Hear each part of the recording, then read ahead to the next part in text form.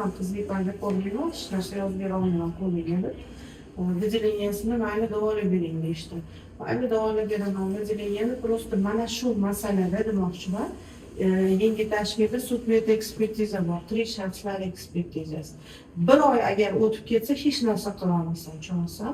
Qo'lingiz spravka yozib beradi, mana shunaqa travma bor ekan aytdi. Mana shu kuni demak shunaqa travma bo'ldi, o'sha paytda yirtildi degan spravkani qo'lingga yozib beradi.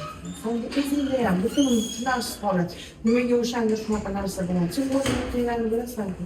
Gumonda qolib ketmasliging uchun senga maslahatim shu. Va sen ko'rib turibsan, o'zingga uverenlik qilsan, unaqa joying yo'q-da. O'zi bilinadi. Sen unga qizda ko'rqa boshqa keladi.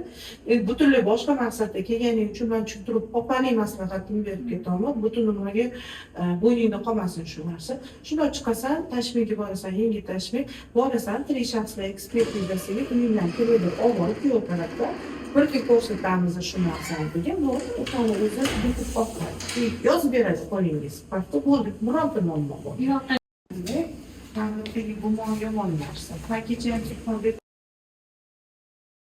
qizlik farzandini ishini katta bo'ladigan bo'lsa, mana bunaqa biz elastik shay deb qo'yamiz-ku, o'sha narsa ko'pincha shu tabiiy teshiklik katta bo'lgani hisobiga ham bemalol jinsiy aloqaga kirisha oladi.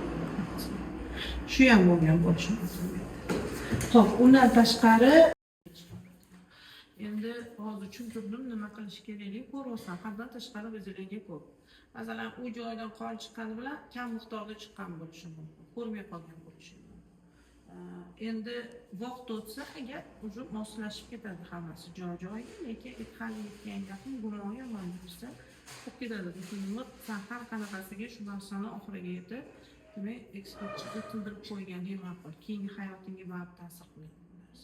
Xo'p, mana shu выделенияni hisobiga balki ko'rinmay qolgan bo'lishi mumkin. Shu chiqqan qon yoki bo'lmasa nima desa bo'ladi, razmer